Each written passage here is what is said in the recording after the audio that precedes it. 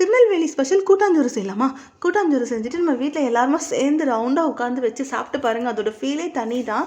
நான் இன்றைக்கி ஓப்பன் பாட்டில் தான் செய்ய போகிறேன். 3 கப் தண்ணி எடுத்திருக்கேன். 1 கப் அரிசிக்கு 1/4 கப் துவரம்பருப்பு கழுவிட்டு சேர்த்துக்கலாம். கட் பண்ணி வச்சுருக்கிற ஒரு வெங்காயம், தக்காளி, பச்சை மிளகாய் சேர்த்துக்கலாம். அப்புறம் காய்கறிகள், நாட்டு காய்கறிகள் எது வேணாலும் சேர்த்துக்கலாம். மஞ்சள் தூள், மிளகாத்தூள், பெருங்காயத்தூள் சேர்த்துக்கலாம்.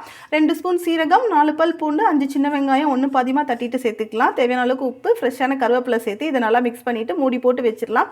இப்போ இது ஒரு 3/4 பதம் வெந்து வரும்போது சின்ன நெல்லிக்காய் சைஸ் புளி கரைச்ச தண்ணி சேர்த்துக்கலாம். மாங்காய் சேர்த்துக்கலாம். முருங்கைக்காய் இருந்துச்சுன்னா இந்த ஸ்டேஜில் சேர்த்துக்கலாம். நல்லா வாசனையாக இருக்கும். இதை மூடி போட்டு வச்சிடலாம். இந்த தண்ணியெல்லாம் நல்லா சுண்டி வரும்போது பொடியாக கட் பண்ண கொத்தமல்லி இலை, அப்புறம் துருவின தேங்காய் சேர்த்து இதை நல்லா மிக்ஸ் பண்ணி விட்டுடலாம். இப்போ இதுக்கு தாளிக்கிறதுக்கு 2 ஸ்பூன் எண்ணெயில் கொஞ்சம் கடுகு, வெங்காய வடகம், பெருங்காயத்தூள், கருவேப்பிலை சேர்த்து தாளிச்சிக்கலாம். வடகம் இல்லைனா கட் பண்ணி வச்சுருக்கிற சின்ன வெங்காயம் கூட சேர்த்து தாளிச்சிக்கலாம். இப்போ நீங்கள் குக்கரில் செய்ய போகிறீங்க அப்படின்னா 1க்கு 2 பங்கு தண்ணி எடுத்தால் போதும். 2 விசில் வச்சு எடுத்துட்டிங்கன்னா ரெடி ஆயிடும். Good food, good mood. Thank you.